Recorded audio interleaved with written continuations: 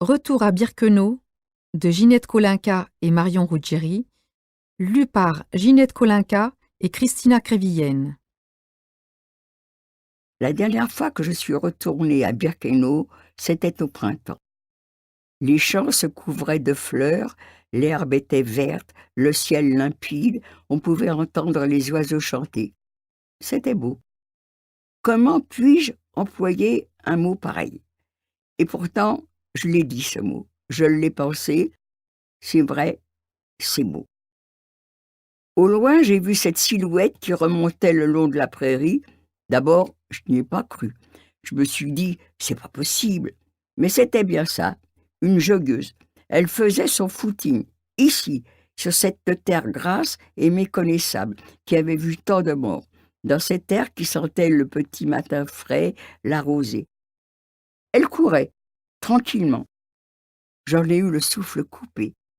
J'ai eu envie de hurler, de lui crier « Es-tu folle ?» L'étais-je, moi? Il ne faut pas retourner à Birkenau au printemps. Quand les enfants jouent sur leur toboggan dans les jardins des petites maisons longeant l'ancienne voie ferrée qui menait au camp et à son funeste arrêt, la Judenrampe. Le 16 avril 44. Le train s'arrête enfin. J'ai l'impression d'avoir somnolé tout ce temps. Derrière la porte, on entend des voix qui crient, des chiens qui aboient, le bruit des gonds que l'on déverrouille. Un air vif peut-être le wagon. Comme c'est bon! Après ces heures passées recroquevillées dans la pénombre et la tourmenteur, combien de jours, de nuits? On me dit 3 jours, 3 nuits, je répète, 3 jours, 3 nuits, mais en fin de compte, je n'ai pas réalisé. Mon père, mon petit frère Gilbert et mon neveu sont là autour de moi. Je me vois refuser quelque chose à mon frère dans le wagon. À manger, certainement. Peut-être nous ont-ils donné de la nourriture pour les enfants, peut-être. Certaines personnes me disent qu'on n'avait pas à manger. Peut-être que pour les enfants, ils ont donné un peu de nourriture, parce que je me souviens toujours que je répondais à mon frère: on ne peut pas manger tout d'un seul coup. On ne sait pas comment le temps va durer.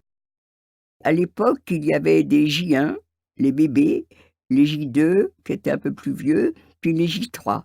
Alors les J1, je me rappelle, on leur donnait du lait. Peut-être que les J2 avaient peut-être un peu de farine pour mettre dans leur bouillie. Et peut-être que les J3... Moi, je me rappelle, à un moment donné, j'étais J3, on m'a donné des gâteaux secs. Et puis les adultes, eh bien, eux, je me rappelle, ils avaient le droit à du vin.